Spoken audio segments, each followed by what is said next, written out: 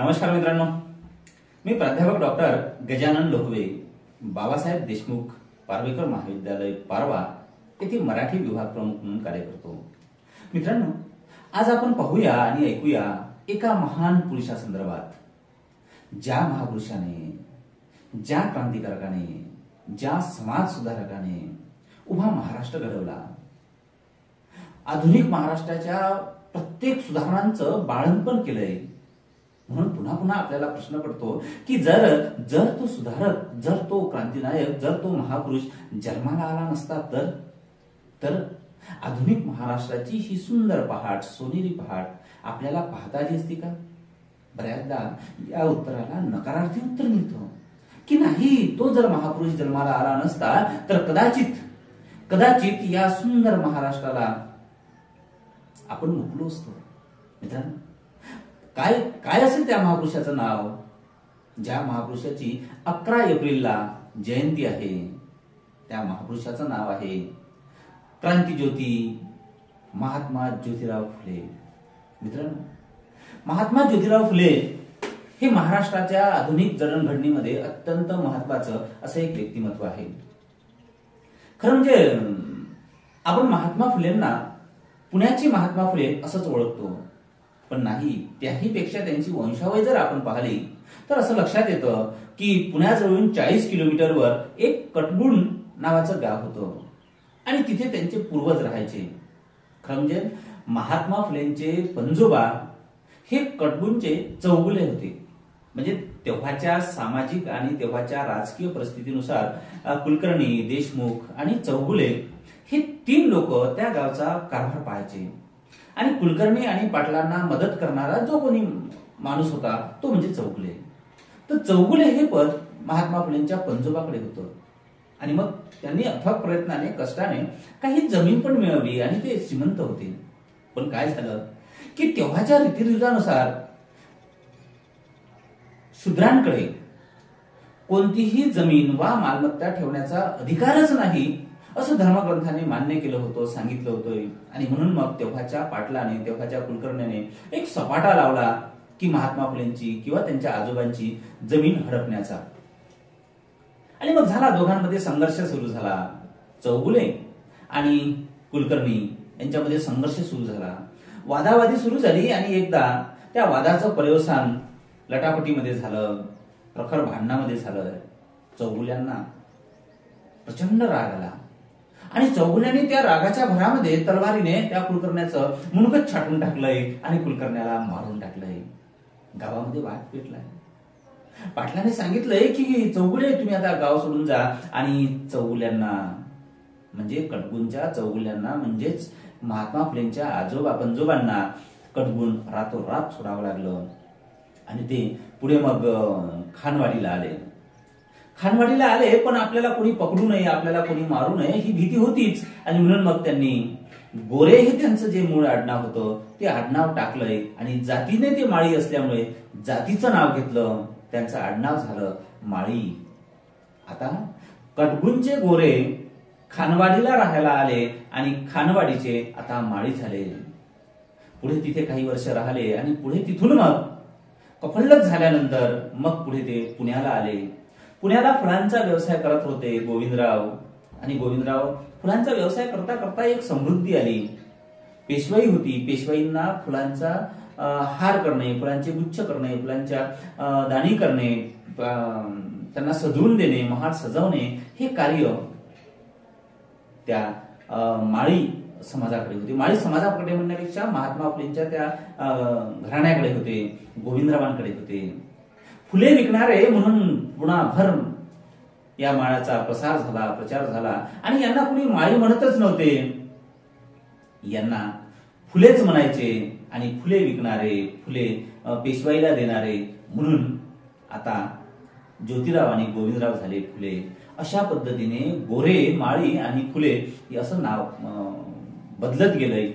मित्रांनो, आता महात्मा फुले म्हणजेच ज्योतिबाचा, गोविंदरावांचा फुलांचा व्यवसाय आता पुण्यामध्ये स्थिर स्थावर झाला होता, चांगला जम बसला होता। आणि अशातच गोविंदराव आणि चिमणाबाई यांचा विवाह झाला। दोघांचा विवाह झाला आणि त्या विवाह वेळीवर एक छानस 11 एप्रिल 1927 एक छानसा फुल जन्माला आलं, मूल जन्माला आलं. ज्या मुलाचं नाव ठेवलं ज्योती. कुणाला माहित होतं की हा लहानसा पाळण्यातला ज्योती पुढे जाऊन या महाराष्ट्राचा, या भारताचा भाग्यविधाता ठरेल. कुणाला माहित होतं की हा ज्योती पुढे जाऊन ज्या स्त्रियांना अत्यंत हलाखीचं जीवन जगावं लागतं, गुलामीचं जीवन जगावं लागतं, माणूस म्हणून त्यांना कोणतेही अधिकार नाही, त्या स्त्रियांना, त्या स्त्रियांच्या गुलामीला, त्या स्त्रियांच्या गुलामीच्या त्या साखळे दंडांना खळखळा तोडेल म्हणून, अशिक्षित निरक्षर त्या स्त्रियांना शिक्षित करेल म्हणून, आणि भविष्यात याच स्त्रियांना तो पुरुषाच्या बरोबरीला आणून खांद्याला खांदा लावून बसवेल म्हणून, समानता प्रदान करेल म्हणून. कुणाला माहित होतं की हा लहानसा बाळ पुढे जाऊन भविष्यामध्ये महात्मा होईल आणि या महाराष्ट्राचा कर्ता सुधारक होईल म्हणून. मित्रांनो, खरं म्हणजे लहानशा ज्योतीमध्ये कुणी पाहिलं हे भविष्य? पण गोविंदरावच्या घरी एक मूल जन्माला आलं आणि कणाकणाने वाढत होतो. मित्रांनो, 9 महिने होत नाही तर ज्योतीची आई मरण पावली, चिमणाबाई मरण पावली, आणि मग चिमणाबाई मरण पावल्यामुळे मूल अनाथ झालं. खरं म्हणजे मित्रांनो, लहानपणी कुणाचे आई वडील मरू नये, पण इतिहास असा सांगतो की बऱ्याच महापुरुषांचे आई वडील हे लहानपणीच निर्वतले. मग महात्मा फुलेंची आई 9व्या महिन्यात मरण पावली. डॉक्टर बाबासाहेब आंबेडकरांची भीमाई ती सुद्धा बाबासाहेबांच्या लहानपणीच, भिवाच्या लहानपणीच निर्वतली. तथागत बुद्धाची आई तर काही दिवसामध्येच निर्वतली. मुलं अनाथ झाले, पण स्वतः अनाथ झालेल्या मुलांचे मुलं पुढे जाऊन या जगाचे, या माणसांचे नाथ झाले. अनाथ मुलं सुद्धा दुसऱ्याचा आश्रय होऊ शकतात, नाथ होऊ शकतात. हा मोठा इतिहास या नाथ मुलांना आहे. चिमणाबाईचं निधन झालं आणि मग गोविंदरावची एक मावस बहीण होती, सगुणाबाई. सगुणाबाईला त्यांनी आपल्या घरी आणलं आणि सगुणाबाईनेच मग गोविंदरावांचा पुढे जाऊन पालन पोषण केलं. मित्रांनो, बाळ वाढत होतं, ज्योती वाढत होते, पण बुद्धीने फार तल्लख होते आणि शाळेमध्ये ते जायचे, साऱ्या शिक्षकांचं लक्ष वेधून टाकायचे. पण शाळेमध्ये जाता जाता लोकांच्या लक्षात आलं, इथल्या ब्राह्मण व्यवस्थेच्या लक्षात आलं की हे मूल, हे शूद्राचं मूल, हे माळ्याचं मूल फार हुशार आहे. आणि जर हुशार मूल पुढे जाऊन जर शिकलंय, पुढे गेलंय, तर कदाचित आपल्याच या कपट नीतीचा पर्दाफाश करेल, आणि म्हणून त्याचं आताच शिक्षण बंद केलेलं बरं. ही कपट नीती सुरू झाली. गोविंदरावांचे कान भरल्या गेले. गोविंदरावांना नाही ते सांगितल्या गेलंय आणि दबाव आणला गेलाय. गोविंदराव बघा, जर तुमच्या मुलाला शिकवलं तर तुमचा मुलगा धर्म बुडवेल. शिकणे हे तुमचं काम नाहीच आहे. शिकणे हे तर ब्राह्मणांचं काम आहे. कष्ट करणे आणि ब्राह्मणांची, चारही वर्णाची सेवा करणे हे शूद्राचं कार्य आहे. तुम्ही धर्म बुडवत आहात. लक्षात ठेवा, धर्म बुडवला तर तुम्हाला आम्ही बहिष्कृत करू, दंड देऊ. गोविंदराव घाबरले गोविंदराव आणि हुशार मुलाचं नाव, ज्योतीचं नाव शाळेमधून काढलंय आणि ज्योती आता फुलं विकायला लागला, फुलांच्या माळा करायला लागला.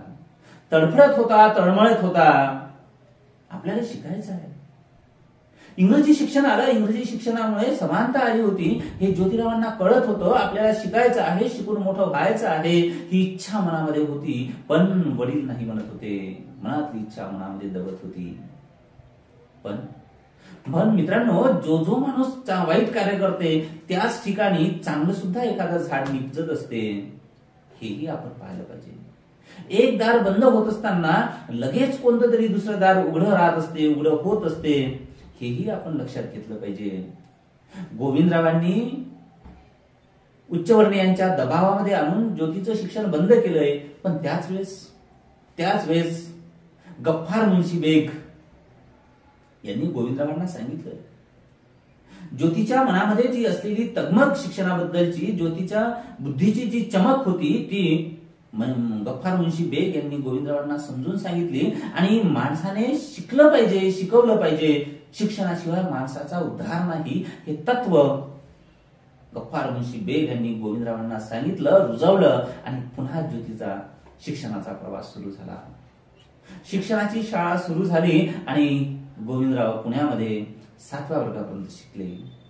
खरं म्हणजे प्रश्न पडतो की 7व्या वर्गापर्यंतच का शिकले? अरे बाबा, 7व्या वर्गाच्या पलीकडं पुण्यामध्ये शिक्षणच नव्हतं. 1857ला पुण्यामध्ये महाविद्यालयाची सुरुवात झाली आणि महात्मा फुलेंचं 1848ला शिक्षण संपलं.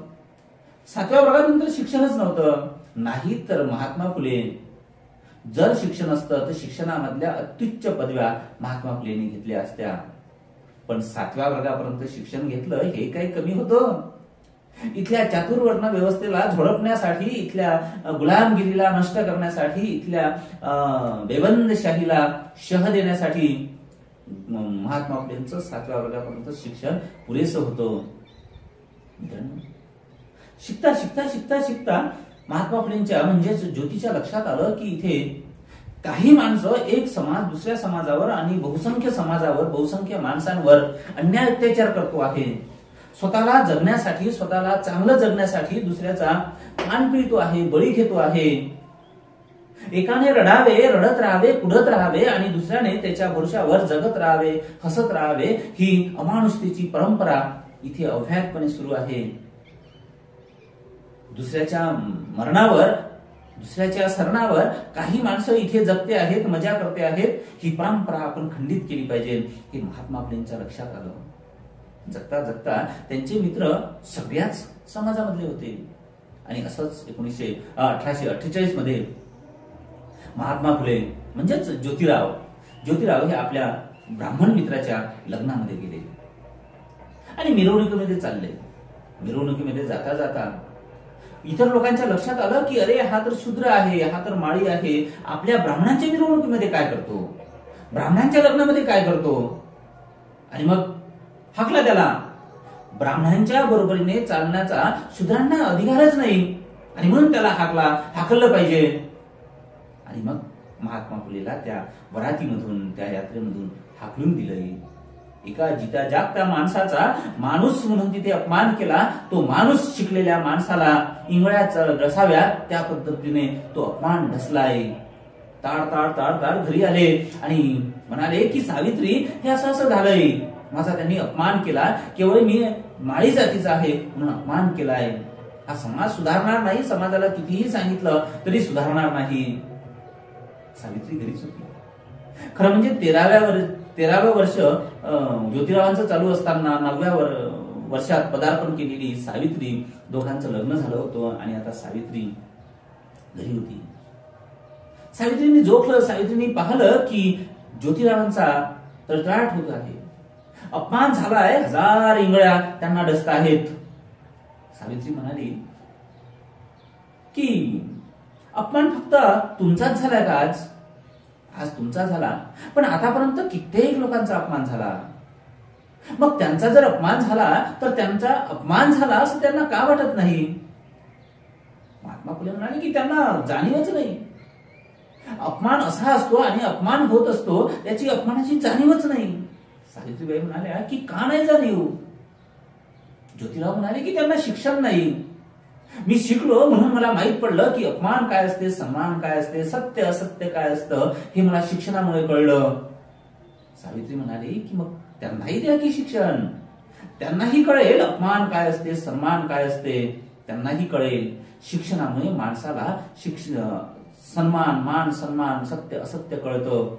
महात्मा फुलेंच्या लक्षात आलं की नाही, समाजाला शिकवलं पाहिजे.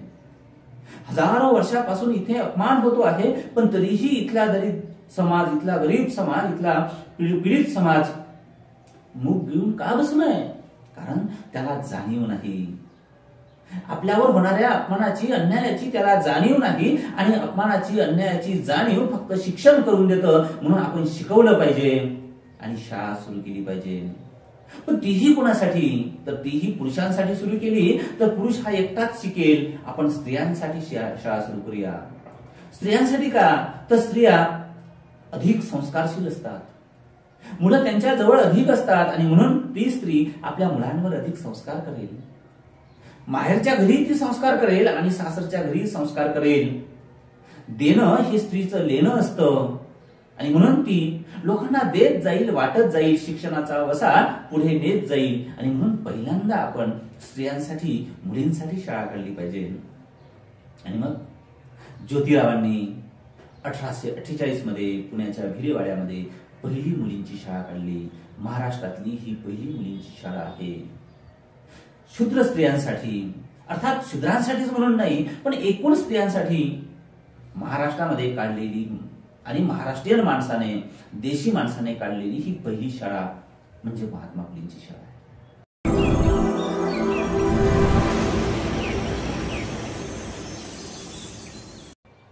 शाळा तर काढली, पण या शाळेमध्ये मुली काय?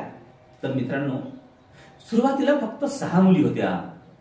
6 मुलीपैकी जवळपास अर्ध्यापेक्षा अधिक मुली या ब्राह्मणांच्या मुली होत्या आणि शूद्रांच्या 2-3च मुली होत्या.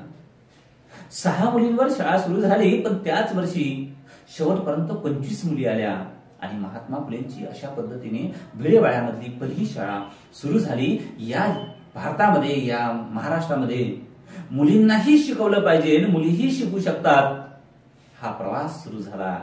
हा उन्नतीचा, हा विकासाचा प्रवास सुरू झाला आणि त्या प्रवासाचे धुरकरी होते सावित्रीबाई फुले आणि ज्योतिराव फुले. मित्रांनो, पुढे आपल्याला लक्षात येतं की शाळा सुरू झाली, मुलींनी शिकायचं नसतं, त्यांना शिकवायचं नसतं. शिक्षण घेणे म्हणजे वेद वाचणे, ऐकणे, शिक्षण घेणे, ऐकणे, वाचणे हा खरं म्हणजे धर्म बुडवण्यासारखा आहे. उच्चवर्णीयांची ओरड सुरू झाली. गोविंदरावांच्या घरावर मोर्चा नेला, गोविंदरावांचा निषेध केला, गोविंदरावांवर दमदाटी केली की तुझ्या मुलाला सांग की शाळा सुरू करायची नाही, मुलांना शिकवायचं नाही, मुलींना शिकवायचं नाही, सांग.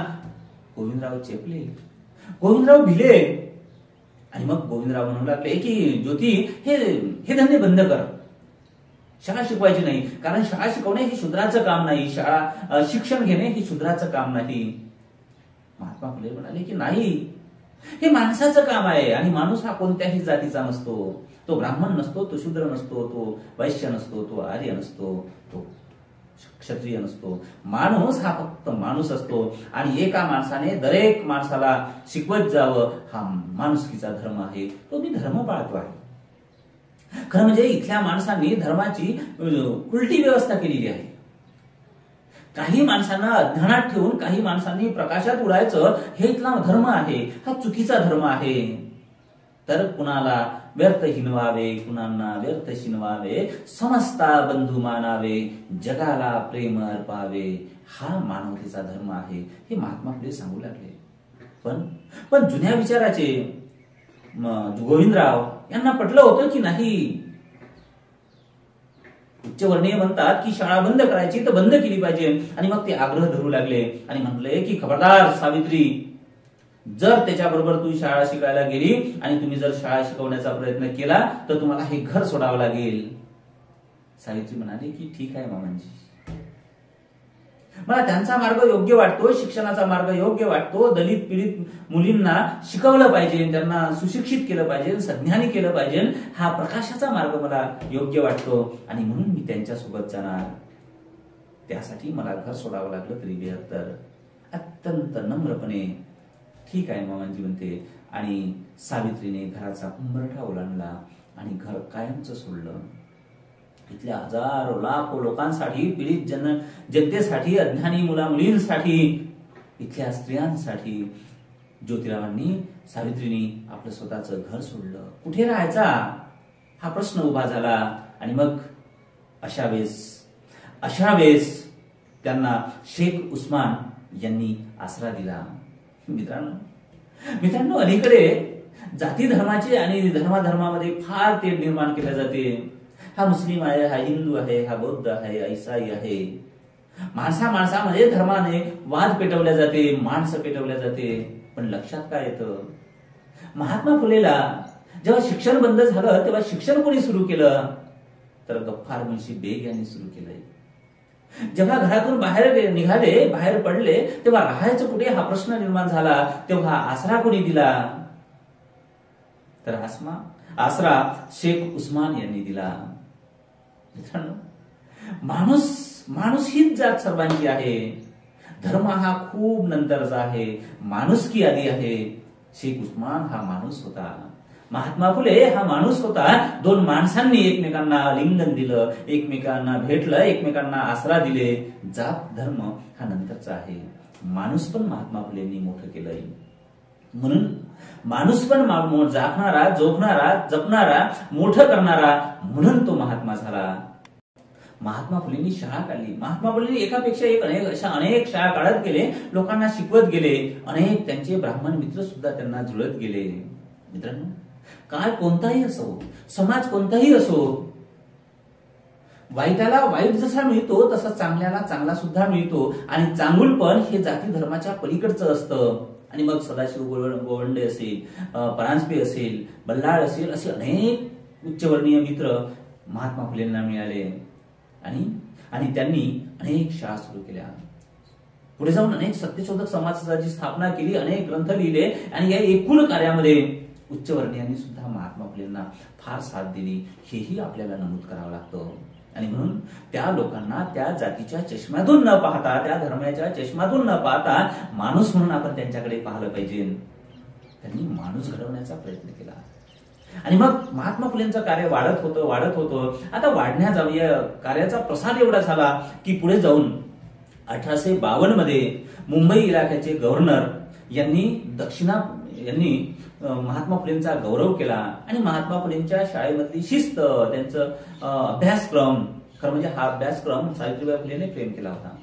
हा अभ्यासक्रम, त्यांची शिकवण्याची पद्धत आणि महात्मा फुले, सावित्रीबाई फुलेचं समर्पण त्या गव्हर्नरला फार आवडलं. आणि त्यांनी दक्षिणा प्राईज कमिटीच्या माध्यमातून मग त्यांनी दरमहा 75 रुपये यांना अनुदान दिलं. 1857च्या त्या मागे पुढच्या काळामध्ये 75 रुपये ही मोठी रक्कम होती. अशा पद्धतीने महात्मा फुलेंचा सार्वजनिकरित्या सत्कार झाला. एका चांगल्या कामाची पावती महात्मा फुलेंना मिळाली. महात्मा फुलेंचे शैक्षणिक कार्य हे अजोड आहे.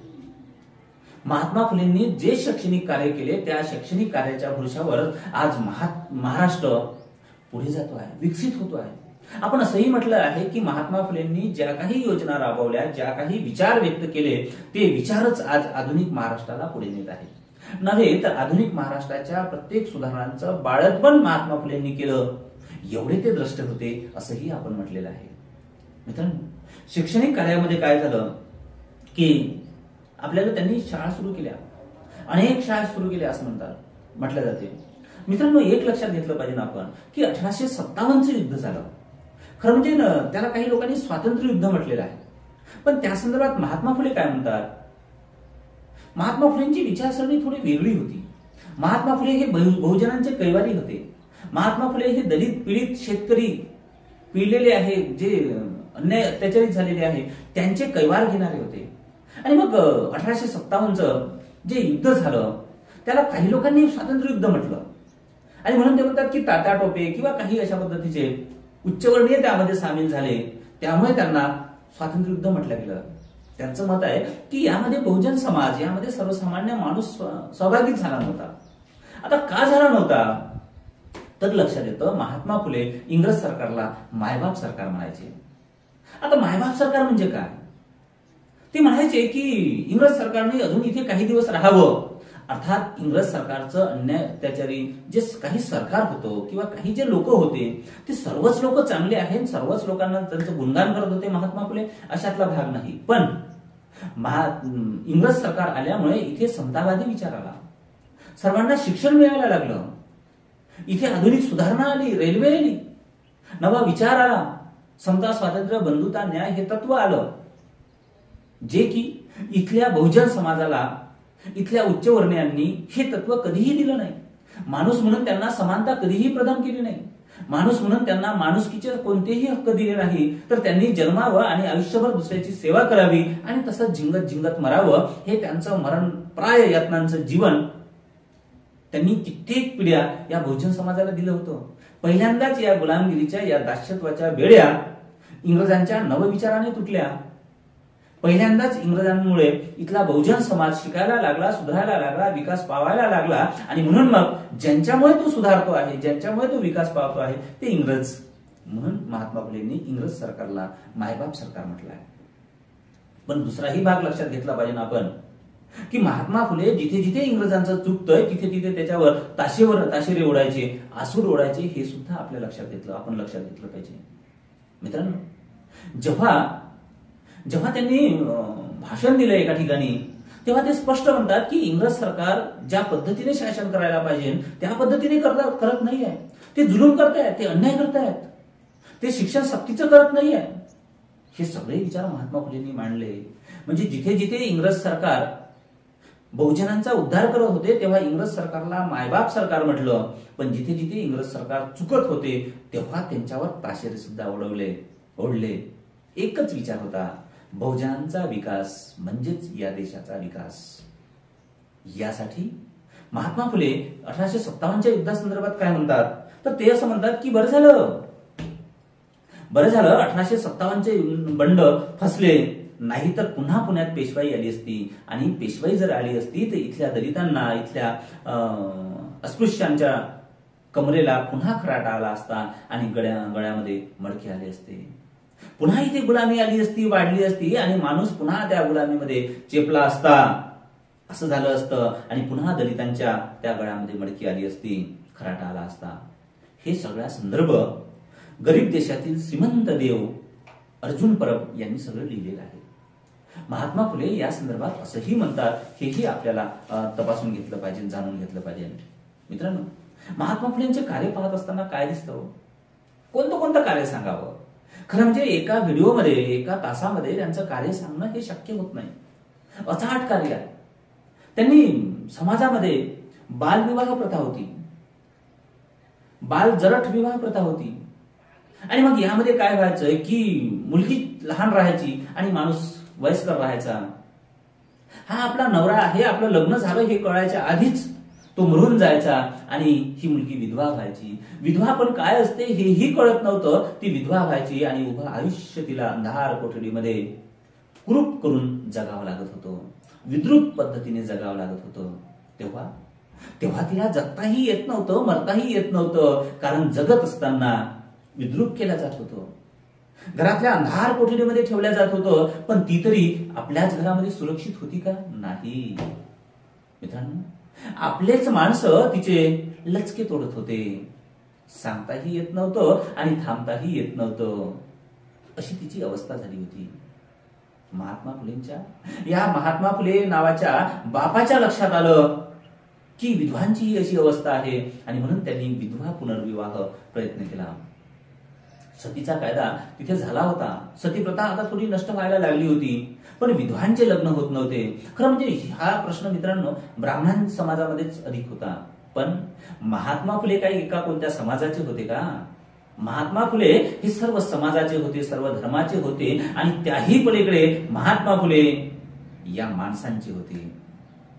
अखिल मानवतेचे महात्मा फुले होते. अखिल मानवतेचा कैवार घेणारे कैवारी महात्मा ज्योतिराव फुले होते. आणि म्हणून त्यांच्या समोर कोणत्या एका जातीचा, धर्माचा, एका व्यक्तीचा प्रश्न नव्हता, तर सबंध माणसांवर होणाऱ्या, सबंध स्त्रियांवर होणाऱ्या अन्यायाला वाचा फोडण्याचा प्रश्न होता.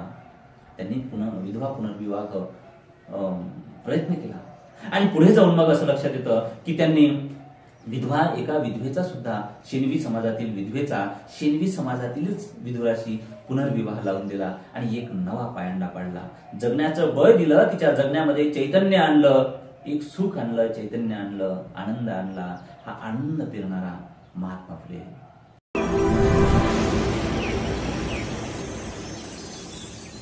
96 बालविधवांचे पुन्हा लग्न लावले, हेही आपल्याला लक्षात येतं. त्यांचं आणखी एक मोठं कार्य मित्रांनो, की त्या समाजामध्ये विधवांना विवाह करता येत नव्हता, म्हणून त्या विधवा आपल्याच घरामध्ये विद्रूप स्वरूपात अंधार कोठडीमध्ये ठेवल्या जायचं. आपण असं म्हटलं आहे की त्या विधवांना त्यांचं शारीरिक शोषण त्यांच्याच घरचे दीर, सासरे, भासरे हे लोक करायचे, हक्काने करायचे, आणि त्याचं सारं पाप त्या स्त्रियांच्या मस्तकी मारायचे. स्त्रीच बेकार अशा पद्धतीनं, तीच वाईट आहे अशा पद्धतीने तिच्यावर ठपका ठेवायचं. पोटामध्ये वाढणारा गर्भ काय करायचा, तिला प्रश्न पडायचा. आणि मग अशा वेळेस स्वतःला जगताही येत नव्हतं आणि म्हणून ती आत्महत्या करायची. अशा कित्येक स्त्रिया, हा प्रश्न मित्रांनो ब्राह्मण समाजामध्येच होता, अशा कित्येक स्त्रिया आत्महत्या करायला लागल्या. हा बाप कळवळला. मूल नसलेली आई सावित्रीमाई कळवळली. सावित्रीबाईचं मानसशास्त्र इथे तपासावं लागतं आपल्याला. सावित्रीमाई कळवळली, महात्मा फुले कळवळला आणि म्हणाला की असे कित्येक स्त्रिया आत्महत्या करतायत, त्यांच्यासाठी आपण काहीतरी केलं पाहिजे.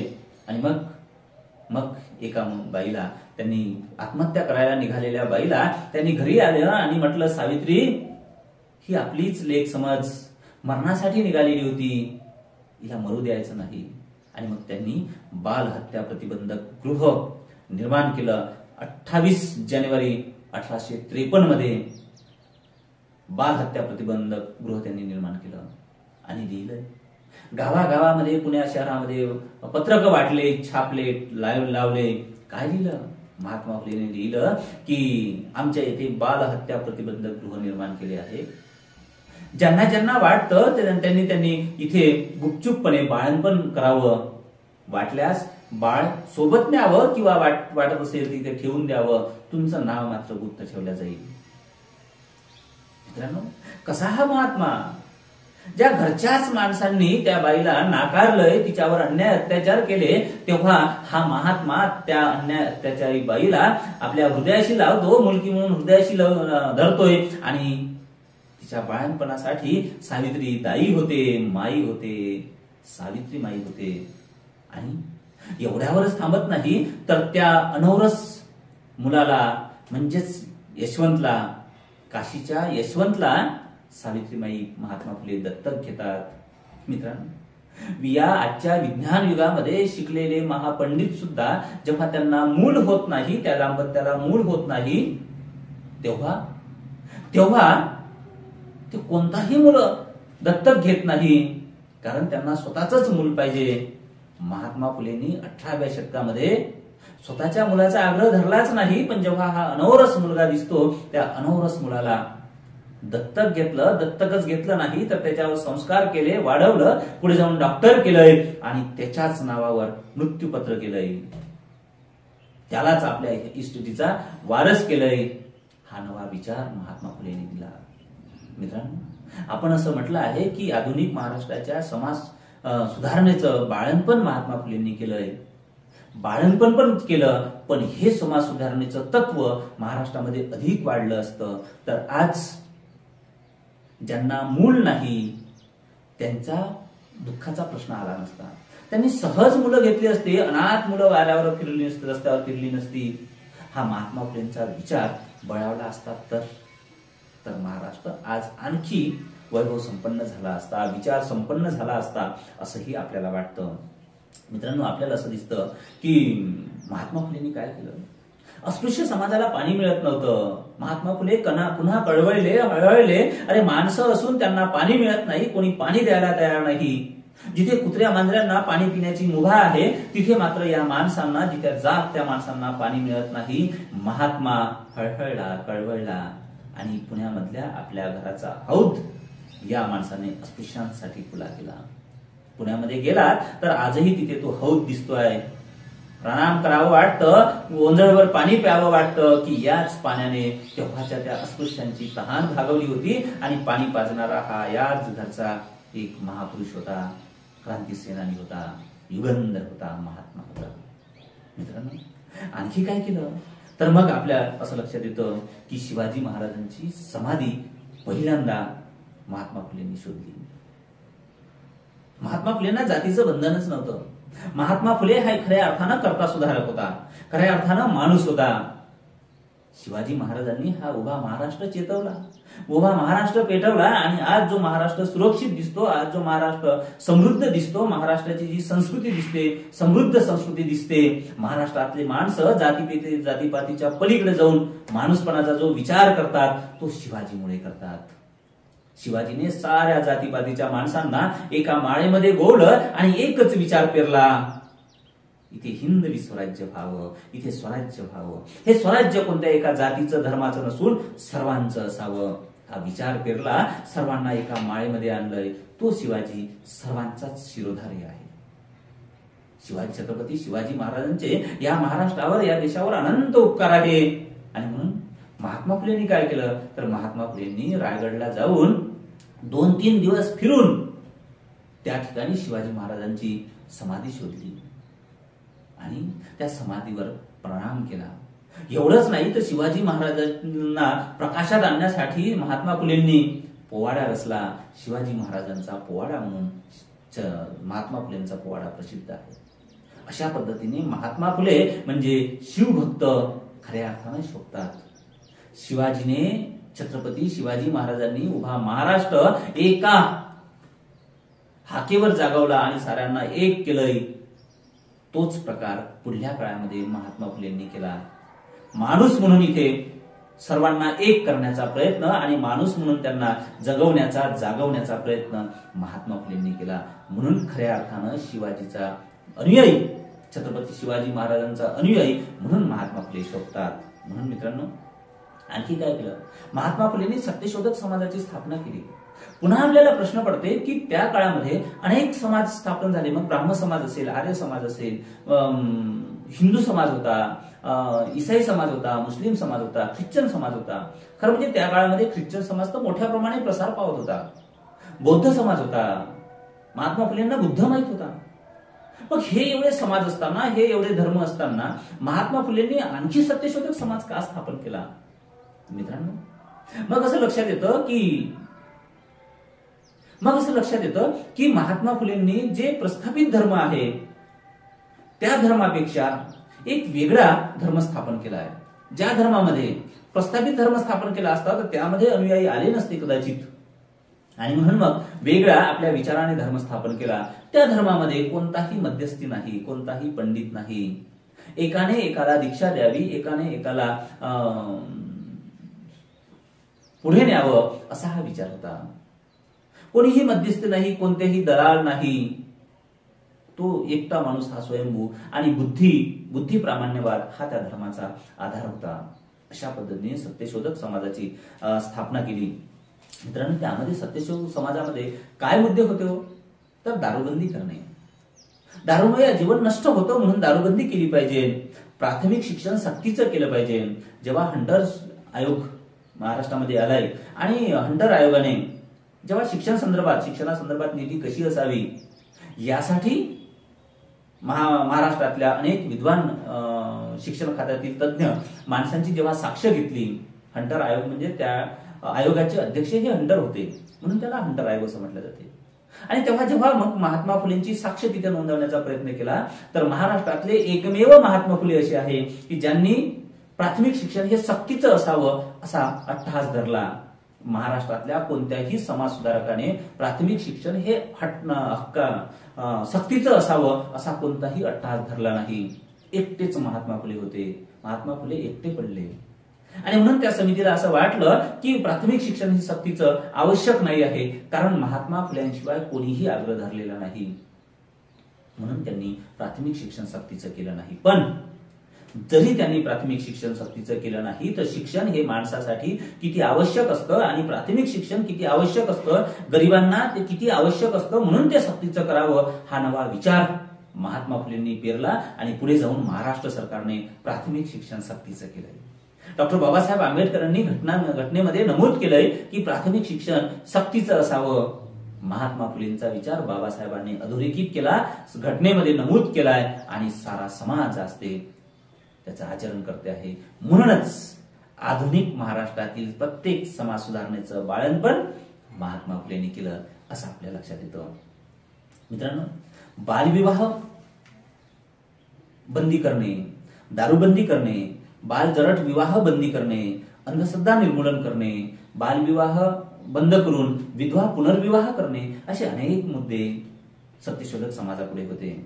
मित्रांनो लक्षात येतं नंतर की डुमरे पाटलाच्या मुलाचं लग्न जे होतं हाही मुद्दा महात्मा फुलेंच्या काळामध्ये आणि एकूणच तो प्रतिष्ठेचा झाला होता. यासाठी झाला होता की डुमरे पाटलाच्या मुलाचं लग्न झालंय आणि ते जे लग्न आहे ते कोणताही पंडित म्हणजेच ब्राह्मण तिथे नव्हता. खरं ब्राह्मणाशिवाय लग्न लागतच नव्हते. पण महात्मा फुलेंनी जे डुमरे पाटलाचं लग्न लावलं ते सत्यशोधक चळवळीप्रमाणे लावलं, सत्यशोधक विचाराप्रमाणे लावलं. महाराष्ट्रामधलं पहिलं लग्न हे की जे सत्यशोधक विचाराप्रमाणे लागले. ब्राह्मणांनी कोर्टात केस टाकली की जो लग्नाच्या निमित्तानं कोणत्याही विधी कार्याच्या निमित्तानं जे आम्हाला दान दक्षिणा मिळते ती दान दक्षिणा आम्हाला या लग्नाच्या निमित्तानं मिळाली नाही आणि दान घेण्याचा अधिकार केवळ ब्राह्मणांचा आहे, म्हणून यांनी ती चूक केली. लग्न लावलं पण तरीही आम्हाला ती दक्षिणा मिळावी या अधिकारासाठी त्यांनी कोर्टात केस टाकली. मित्रांनो, पहिल्यांदा ते हरले, पण नंतर पुन्हा महात्मा फुले जिंकले. महात्मा फुलेंनी म्हटलं, त्यांच्या वकिलांनी असं म्हटलंय की ब्राह्मणांचा त्या लग्नाच्या विधीवर जर दक्षिणेचा अधिकार असेल तर ती विधी वेदोक्त पद्धतीने किंवा पुराणोक्त पद्धतीने किंवा ब्राह्मण ज्या पद्धतीने मंत्र म्हणतात त्या पद्धतीने व्हायला पाहिजे, तरच ब्राह्मणांचा त्या दक्षिणेवर अधिकार राहील. पण डुमरे पाटलाच्या मुलाचं लग्न हे सत्यशोधक पद्धतीने झालं.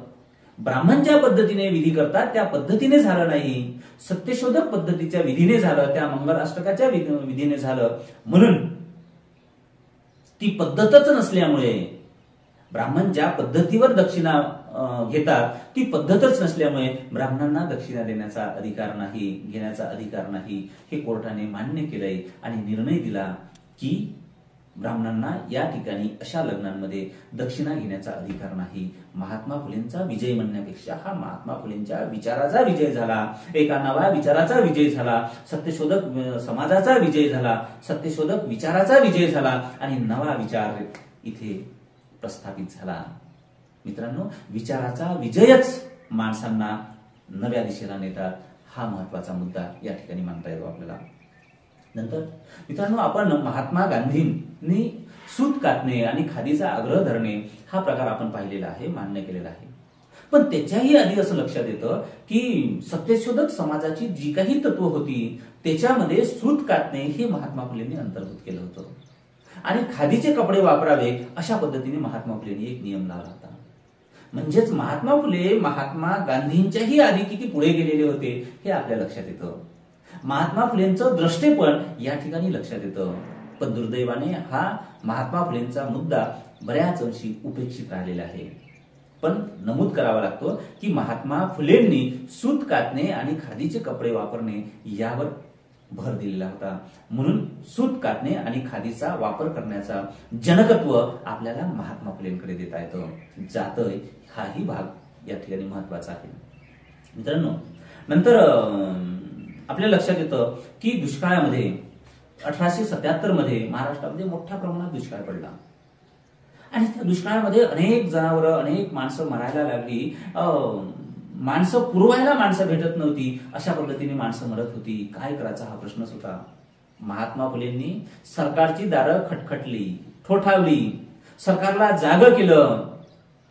जर तुम्ही इथल्या लोकांवर राज्य करता तर इथल्या लोकांचं भरण पोषण करणं, इथल्या लोकांची काळजी घेणं, इथल्या लोकांचा भूक भागवणं हे तुमचं कर्तव्य आहे, हे त्यांची जाणीव करून दिली. आणि मग सरकारने अनेक ठिकाणी सोयी सवलती केल्या. दुष्काळ काळामध्ये अनेक ठिकाणी कामं काढलीत आणि त्यांना कामाच्या मोबदल्यात दाम मिळाला आणि त्यांना जगता आलं. महात्मा फुलेंनी काय केलं आणखी तर महात्मा फुलेंनी सुद्धा धनकवाडी छावणीमध्ये अन्नछत्र उघडलंय आणि त्या ठिकाणी एका वेळेस 2000 मुलांच्या जेवणाची सोय केली आणि त्यामध्ये सावित्रीबाई फुले सुद्धा राबल्या असंही लक्षात येतं. महात्मा फुले कुणाचा कैवार घेत नाही, तर इथे दलितांचा कैवार घेतात, शेतकऱ्यांचा कैवार घेतात, इथे नाभिकांचा कैवार घेतात, मुलांचा कैवार घेतात. महात्मा फुले असे सगळ्यांचे कैवारी होतात. मित्रांनो, सयाजीराव गायकवाड आणि महात्मा फुले यांचे फार जवळचे संबंध होते. महात्मा फुले इथे कार्य करत आहे हे तिथले जे दिवाण आहे धामनस्कर या दिवाणांना माहित होतं आणि त्या दिवाणांनी मग सयाजीराव गायकवाडांना सांगितलं की आपल्याच परिसरामध्ये महात्मा फुले नावाचा एक मोठा माणूस काम करतो आहे. सयाजीराव गायकवाड सुद्धा समाजसेवेची चाळ असलेला माणूस, समाजसेवेची जाण असलेला माणूस. आणि मग सयाजीराव गायकवाडांनी महात्मा फुलेंना तिथे बोलावले. त्यांचे 3 भाषणं ऐकले, 3-4 व्याख्यानं महाराजांनी महात्मा फुलेंचे ऐकले आणि संतुष्ट झाले. महात्मा फुलेंनी सुद्धा विनंती केली की महाराज तुम्ही समाजकार्य करावं, सयाजीराव गायकवाड यांनी ते मान्य केलंय. अशा पद्धतीने सयाजीराव गायकवाड आणि महात्मा फुले यांचे संबंध होते. मित्रांनो, आपल्याला तुम्हाला माहित असेल की याच भाषणामध्ये जेव्हा महात्मा फुलेंनी भाषण केले त्या ठिकाणी रानडे, भांडारकर यांचेही भाषण झाले आणि रानडेंनी त्या भाषणामध्ये म्हटलंय की न्यायमूर्ती रानडेंनी म्हटलंय की जातीभेद आता नष्ट झालेला आहे, शेतकऱ्यांची स्थिती फार सुधारलेली आहे असं त्यांनी भाषणामध्ये म्हटलंय. खरं म्हणजे जातीभेद नष्ट झालाच नव्हता, शेतकऱ्यांची स्थिती सुधारलीच नव्हती, पण रानडे त्या भाषणामध्ये जाहीरपणे खोटे बोलले. या खोट्या बोलण्याला उत्तर देण्यासाठी महात्मा फुलेंनी इशारा नावाचं एक पुस्तक लिहिलं. इशारा नावाच्या पुस्तकाचा जन्म हा अशा या रानडेंच्या खोट्या बोलण्यातून झालेला आहे असंही लक्षात येतं. मित्रांनो, महात्मा फुले हे माणसांना जोखत होते, माणसांना जपत होते. मग तो कोणत्या जातीचा आहे, कोणत्या धर्माचा आहे हे त्यांच्यासाठी महत्वाचं नव्हतं.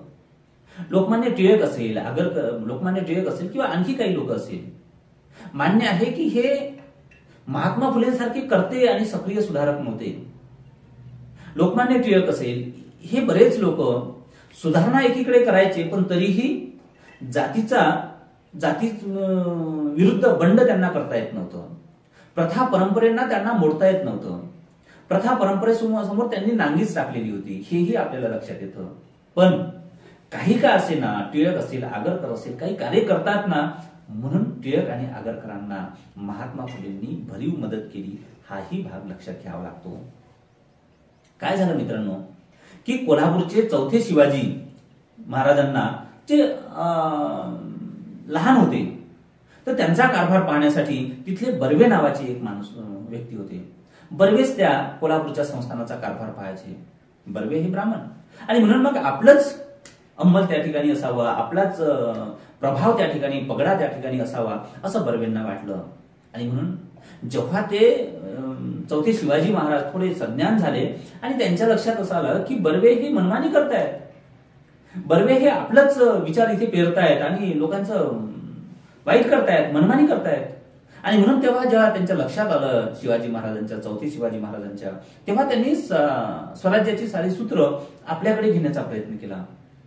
पण बर्वेंनी काय केलं तर बर्वेंनी चौथे शिवाजी महाराज हे वेडे झाले आहे अशा पद्धतीने त्यांना वेडे म्हणून जाहीर केलं. कोर्टामध्ये केस गेली आणि कोर्टाने सुद्धा त्यांना वेडे म्हणून जाहीर केलंय आणि त्या ठिकाणी त्यांना अहमदनगरच्या कोर्टामध्ये डांबून ठेवलं गेलं. जनता पेटली, जनतेमध्ये क्षोभ निर्माण झाला, प्रक्षोभ निर्माण झाला की शिवाजी महाराजांना कोर्टामध्ये डांबून ठेवलं गेलं आणि एका बर्वे नावाच्या माणसाने, त्या कोर्टाने, त्या सरकारने डांबून ठेवल्या गेलं. सरकारच्या विरोधात, इथून एकूण प्रशासनाच्या विरोधात बंड निर्माण झालं आणि आगरकर टिळकांनी आपल्या साप्ताहिकांमध्ये, आपल्या पत्रकांमध्ये लिहिलं, प्रचंड द्वेषाने लेखन केलंय की सरकारचं कुठे चुकतंय हे लेखन केलंय. सरकारने यांना पकडलंय आणि यांना जेलमध्ये टाकलंय.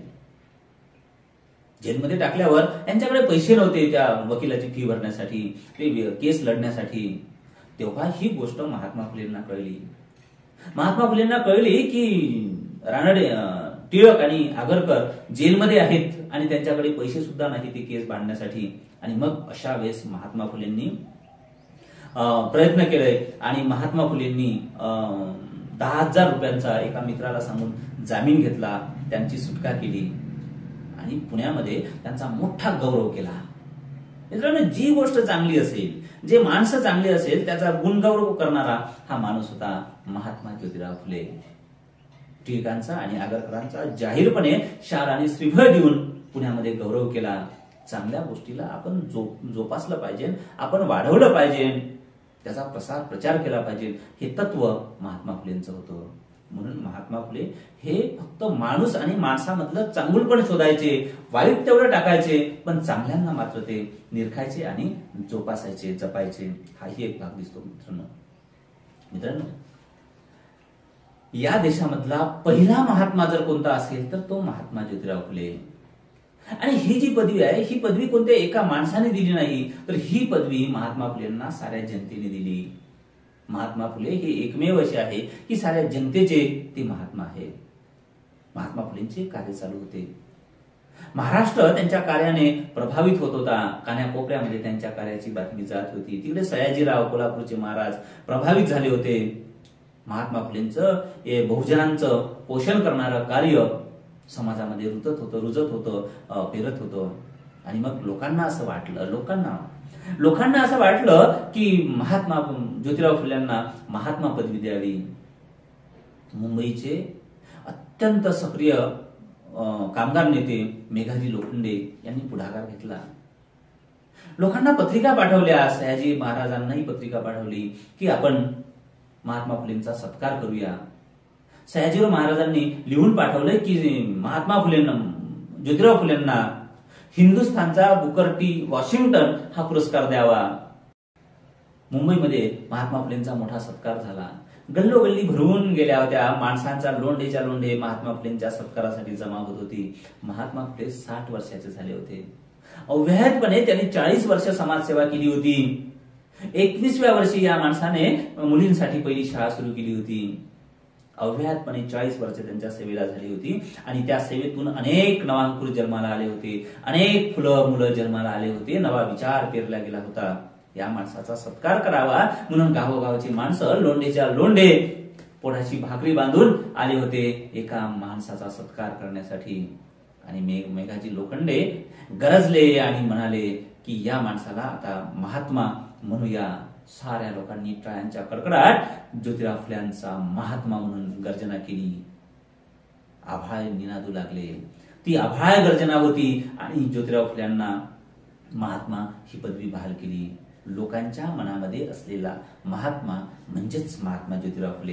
महात्मा फुले काम करता करता थकले होते. अव्याहतपणे काम केलं होतं. एकच ध्यास होता की समाजाचं काम करणे. त्यासाठी जगायचं कसं, त्यासाठी ते कॉन्ट्रॅक्टर होते. खडकवासला धरणाच्या मध्ये त्यांनी दगड पुरवण्याचं काम केलंय. पुण्याच्या पूल बांधण्यामध्ये त्यांनी चुना पुरवण्याचं काम केलंय. अनेक धरणं बांधली, अनेक पुलं बांधली, पण कधी भ्रष्टाचार केला नाही. जे कोणी भ्रष्टाचार करायचे त्यांचं नाव चव्हाट्यावर आणण्याचा त्यांनी प्रयत्न केला. जे काही प्रामाणिकपणाने मिळवता येतं ते मिळवावं हा तुकारामाचा संदेश, तुकारामाचा विचार महात्मा फुलेंनी पाळला. मित्रांनो, आता त्यांचं वय झालं होतं. त्यांना अर्धांगवायूचा झटका आला. दुसराही त्यांना अर्धांगवायूचा झटका आला आणि ते खाटेला खिळले. एका केसमध्ये त्यांनी स्वतःची 3 एकर जमीन त्या केससाठी विकली आहे. विचाराचा विजय झाला पाहिजे. शेवटी विचाराचा विजय झाला. हा कुणीतरी म्हटलं की त्या केससाठी तुम्ही जमीन कशाला विकता? तो म्हणे की जमीन महत्वाची नाही, विचार महत्वाचा. आयुष्यभर विचार करण्याचं काम केलंय. महात्मा फुले आता थकले होते. सावित्रीबाई फुले थकल्या होत्या. आता महात्मा फुलेंना अर्धांगवायूचा झटका आला. पहिला आला, दुसरा आला. घरामध्ये काही पैसे नव्हते. आयुष्यभर त्या माणसाने श्रीमंत, खरं म्हणजे महात्मा फुल्यांना कोणी तात्या म्हणायचे, कोणी शेठजी म्हणायचे, कोणी महात्मा म्हणायचे. आयुष्यभर या सावकार असणाऱ्या माणसाने, शेठजी असणाऱ्या माणसाने लोकांसाठी आपली संपत्ती, आपलं शरीर, तन मन धनाने लोकांची सेवा केली. जे जे होतं ते लोकांना वाटून टाकलंय. आता उतार वयामध्ये त्यांच्याकडे पैसे नव्हते. घरामध्ये आजारपण आलं. अर्धांगवायू आली. सावित्रीबाई सेवा करत होती, पण आजारासाठी पैसे नव्हते. सयाजी महाराजांनी त्यांना काही पैसे दिले. अशा पद्धतीने या गरिबीमध्ये हे दोघही पती पत्नी आता जगत होते. आणि अर्धांगवायूचा झटका येता येता त्यामध्येच महात्मा फुलेंचं महापरिनिर्वाण झालं. 28 नोव्हेंबर 1890 मध्ये महात्मा फुले या जगाला सोडून गेले. त्यांच्या शोकसभेमध्ये अनेक मोठे मोठे माणसं बोलले आणि त्या मोत्यांच्या माळामधून एक मोती निघून जावा आणि त्या माळेला अधुरपण यावं अशा पद्धतीने महात्मा फुले निघून गेले. आणि या भारताचा, या जगाचा, या महाराष्ट्राचा एक नेता, एक कर्ता, सुधारक निवडला, हिरा निवडला. महात्मा फुले गेले. मित्रांनो, महात्मा फुले गेले, पण महात्मा फुलेंचे विचार मात्र आजही माणसाला आवश्यक आहे. प्रेरणादायी ठरेल, ते प्रेरणा देतील अशा पद्धतीने विचार आहे. या दरम्यान महात्मा फुलेंची ग्रंथसंपदा आपल्याला पाहावी लागते. महात्मा फुलेंनी मोठ्या प्रमाणात ग्रंथसंपदा निर्माण केली. मित्रांनो, 1855 मध्ये तृतीय रत्न नावाचं नाटक लिहिलं. महात्मा फुलेंची ग्रंथसंपदा ही 2-3च मुद्द्यांवर आधारलेली आहे. ब्राह्मणशाही, इथल्या ब्राह्मणांनी इथल्या बहुजन माणसाला लुबाडलेला आहे, लाथाडलेला आहे, दुरावलेला आहे, झिडकारलेला आहे, माणूस म्हणून त्यांना वाळीत टाकलेला आहे. आणि हे सगळं करत असताना कशासाठी केलंय तर हे सगळं स्वतः गब्बर होण्यासाठी केलेलं आहे, स्वतःचं भूदेव पण जपण्यासाठी केलेलं आहे, स्वतःचं मोठेपण राखण्यासाठी केलेलं आहे, स्वतःचं मोठेपण राखण्यासाठी दुसऱ्याला लहानपण, कमीपण, हीनपण दिलेलं आहे. आणि म्हणून महात्मा फुलेंचे सबंध पुस्तकं हे या दोघांमधली दरी नष्ट व्हावी, यांच्यामधला वाईटपण नष्ट व्हावं आणि यांचं जे अज्ञानीपण आहे, अंधश्रद्धापण आहे, जे मागासलेपण आहे ते विकसित व्हावं, अज्ञानाच्या घरामध्ये प्रकाश पेरावा, यासाठी त्यांची ग्रंथसंपदा आहे. मग ते तृतीय रत्न नाटक असेल, सार्वजनिक सत्यधर्म असेल, किंवा मंगलाष्टक असेल, शिवाजीचा पवाडा असेल, ब्राह्मणांचे कसब असेल, गुलामगिरी असेल, शेतकऱ्याचा आसूळ असेल, किंवा सत्सार हे साप्ताहिक त्यांनी जे या भूमिकेसाठी निर्माण केलं ते असेल. महात्मा फुलेंनी पहिल्यांदा शेतकऱ्यांच्या प्रश्नांची बाजू मांडली. एवढं बारीक सारीक वर्णन केलंय की माणसाच्या समाजामध्ये घरापर्यंत नळ पाणी योजना पोहोचत असताना नळ तिथे आपण गेला पाहिजे आणि त्या नळाला तोटी सुद्धा लागली पाहिजे, म्हणजे पाणी वाया जाऊ नये. जल व्यवस्थापन महात्मा फुलेंनी या महाराष्ट्राला शिकवलं. पहिल्यांदा महात्मा फुलेंनी इथल्या 9 अवतारांची प्रचंड मोठ्या प्रमाणात आणि चांगल्या पद्धतीने चिकित्सा केली, जी आतापर्यंत कोणीही चिकित्सा केली नाही. ब्राह्मण इथल्या समाजाला कशा पद्धतीने चुकीचं सांगून अज्ञानी माणसाला, अज्ञानी बाईला कशा पद्धतीने लुबाडतात हे ब्राह्मणांचे कसबमध्ये सांगितलं, गुलामगिरीमध्ये सांगितलं. इथल्या अंधश्रद्धा पसरवून त्या अंधश्रद्धेच्या माध्यमातून काही माणसं कशी मलाई लाटतात आणि मोठे होतात, हे त्यांची कपटी वृत्ती गुलामगिरी असेल, शेतकऱ्याच्या आसूडमध्ये हे केलेलं आहे. एकूणच इथला अज्ञानी माणूस सज्ञानी व्हावा. विद्येविना मती गेली, मतीविना नीती गेली, नीतीविना वित्त गेले, वित्ताविना शूद्र खचले, आणि एवढे अनर्थ एका अविद्येने केले. माणसाच्या मागासलेपणाचं एकमेव कारण जर कोणतं असेल तर ती अविद्या आहे. म्हणून विद्यादानाचा प्रयत्न केला. महात्मा फुलेंनी सावित्रीबाईला सोबत घेतले आणि विद्या नाही, ज्ञान नाही, ते घेण्याची गोडी नाही, तयास माणूस म्हणावे का. माणूसपणाची एक व्याख्या केली. काय केली व्याख्या तर ते ज्ञान त्याला घेता आलं पाहिजे. ज्ञान घेण्याची जर गोडी नसेल तर तो माणूसच नाही. नवा मंत्र दिला. एकूणच आयुष्यभर महात्मा फुलेंनी समाजाला शिक्षणाचा बोध दिला. या मानसिकतेतून, या दलित गरीब अंधश्रद्धाळू मानसिकतेतून काढण्याचा प्रयत्न केला. म्हणूनच महात्मा फुले महात्मा होतात, किंवा महात्मा फुले या भारताचे, या महाराष्ट्राचे एक समाज सुधारक, कर्ते समाज सुधारक आणि क्रांतीनायक होतात. महात्मा फुलेंना त्यांच्या जन्मदिवसानिमित्त विनम्र अभिवादन. धन्यवाद.